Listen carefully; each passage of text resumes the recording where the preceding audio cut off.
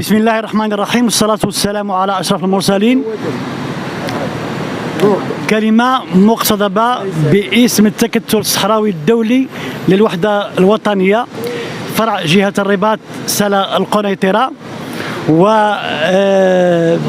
هذا التكتل باسم السيد الأمين العام للتكتل الصحراوي الدولي للوحدة الوطنية أستاذ حيدر بومبا، ندين وبشدة الاعتداء والانفجارات على المدنيين بالعاصمة الروحية للصحراء المغربية مدينة سمارة، مدينة المقاومة، مدينة الأولياء.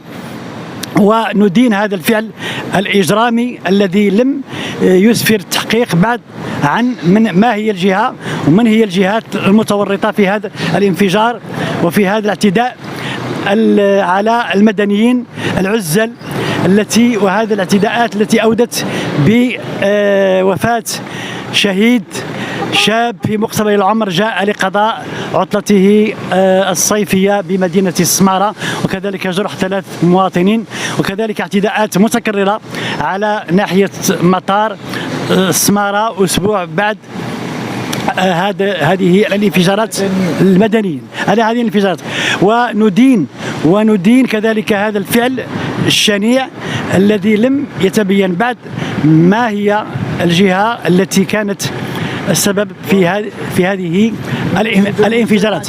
ونناشد المجتمع الدولي وباسم التكتل الدولي الصحراوي الدولي للوحدة الوطنية، نناشد المجتمع الدولي في اسم الأمين العام للأمم المتحدة السيد أنطونيو غوتيريس من أجل فتح تحقيق دولي لأنها مخالفة للقانون الدولي الإنساني، بحيث أن هذه الاعتداءات انصبت على أحياء مدنية وكذلك طالت مدنيين عزال في مدينة سمارة، المدينة الروحية، المدينة المجاهدة، وهي تتموقع في قلب الصحراء المغربية تحت السيادة للمملكة المغربية الشريفة. وبهذه المناسبة نقف هنا للتنديد بهذه الأفعال التي يعاقب عليها القانون الدولي الإنساني، وننتظر كذلك تحقيق ما سيسفر عنه في الأيام القليلة المقبلة. وأشكر كل الحاضرين باسم التكتل، أشكر كل من تكبد عناء السفر للمجيء للمساهمة وللمشاركة في هذه الوقفة الاحتجاجية أمام البرلمان المغربي. وهذه الوقفة هي وقفة رمزية، وندين كذلك هذه الاعتداءات. وأشكر كل من حضر وكل من حج إلى هذا المكان من أجل التعبير عن آرائهم، من أجل التنديد كذلك بما وقع في مدينة سمارة المجاهدة. ونشكر كذلك فرع جهة الدار البيضاء الكبرى اسم الأستاذ أمادي محمد، وكذلك جميع الحاضرين، الأستاذ عز الدين، الأستاذ لا أعرف الأسماء، ولكن كل من حج إلى هنا فهو مشكور. الأستاذ الحاج المستشار القانوني. أكرر ما جاء في كلمتي في بداية هذه الوقفة وهذه التظاهرة التي لها رمزية.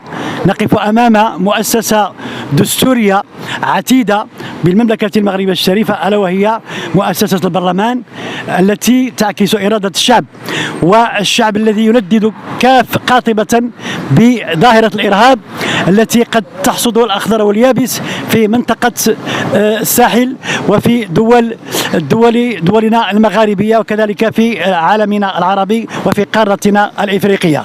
وبهذه المناسبة لا يسعنا إلا أن نشكر كل من حج إلى هذا المكان من أجل التعبير عن رأيه، ومن أجل كذلك أن يبدي الرأي فيما يتعلق بكل عمل إرهابي، عمل مشين،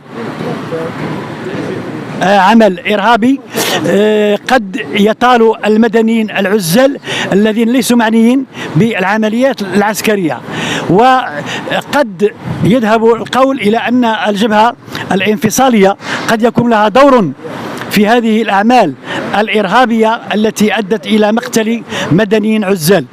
ولهذا نحن في هذه اللحظة نناشد المنظمات الدولية ولا سيما منظمة الأمم المتحدة ومجلس الأمن الدولي باعتباره السلطة التنفيذية للهيئة الأممية أن يطلع بدوره وأن يتصدى لمثل هذه السلوكات وهذه الجرائم التي يعاقب عليها القانون الدولي الإنساني. ولنا الثقة المطلقة في قضائنا المغربي النزيه في أن يقول كلمته في الأول والآخر حتى تتحدد المسؤوليات ويتم معاقبة المجرمين على هذه الأفعال المقترفة التي يعاقب عليها القانون.